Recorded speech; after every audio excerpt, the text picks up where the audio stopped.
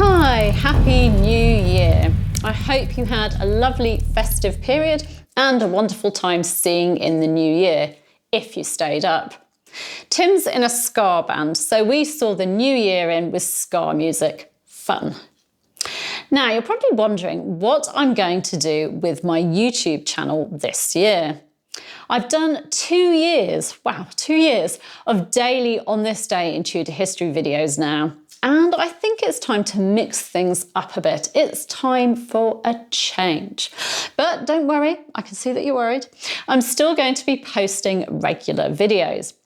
Instead of daily videos, I'm going to do a weekly This Week in Tudor History video, in which I'll share a few Tudor events linked to that week.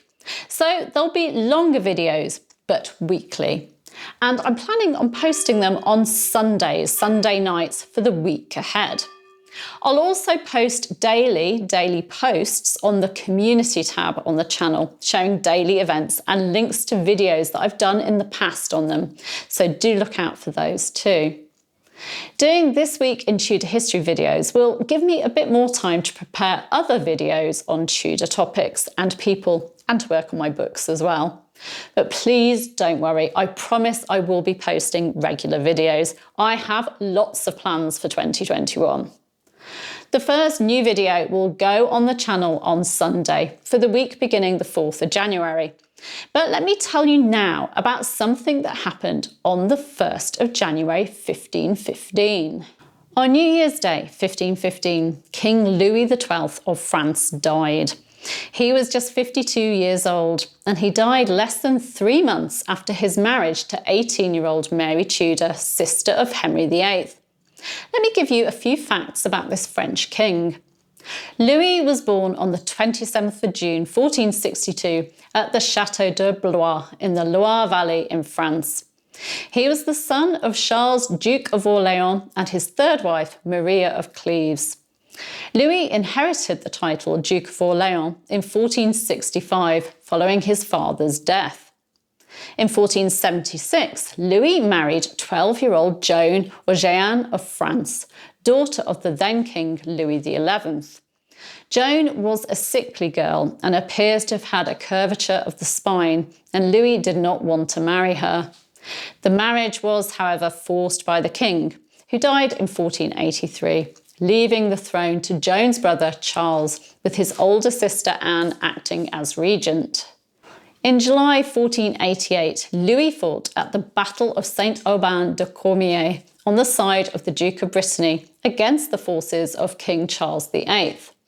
The royal forces were victorious and Louis was captured. Fortunately, he was pardoned and released by the king and went on to serve the king as a military commander in the First Italian War. Charles VIII died in 1498 after hitting his head on a lintel at the Château d'Amboise.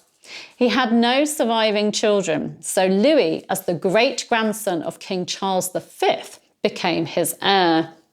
Charles died on the 7th of April 1498, and Louis became King Louis XII of France. In December 1498, Pope Alexander VI annulled Louis's marriage to Joan on the grounds that Louis had been forced into it. Louis had claimed also that it had been unconsummated due to Joan's deformity. Joan opposed the annulment but eventually submitted and became a nun. Louis then married the former king's widow, Anne of Brittany, to maintain the union of France and Brittany.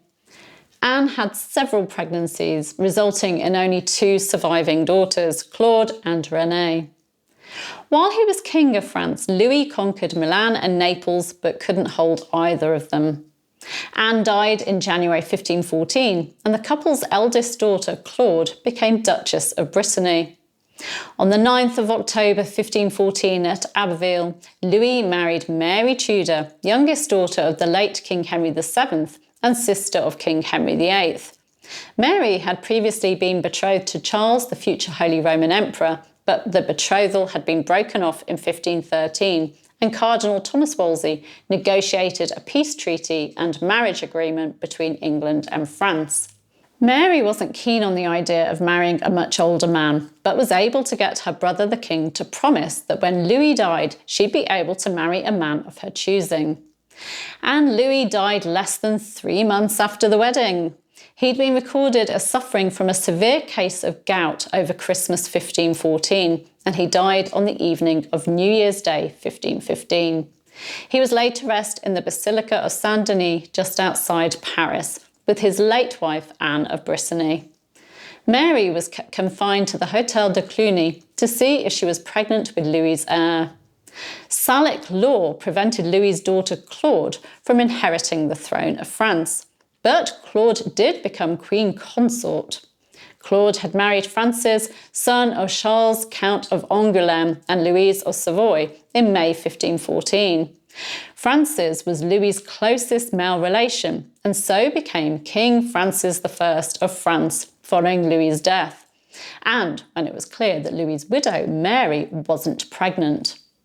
Mary went on to secretly marry her brother's best friend, Charles Brandon, Duke of Suffolk. Although his campaigns in Italy were a disaster, Louis was proclaimed Father of the People by the Estates General for the peace he brought to the country, his defence of the country, his reforms and his reduction of tax. Now, I won't be doing videos for the 2nd and 3rd of January, but I will share links to my previous On This Day in History videos, which included a visit for the dying Catherine of Aragon on the 2nd of January 1536, and 2 very different days for Anne of Cleves on the 3rd of January 1540 and 1541. I'll also share other events daily as posts on the community tab of the channel, so do look out for those. My next video will be on Sunday, so do make sure you're subscribed, click there, and you've hit the bell so you don't miss out on my videos and posts. Thank you for joining me. Please do give me a like and leave a comment if you wish. I'll see you soon. Bye bye.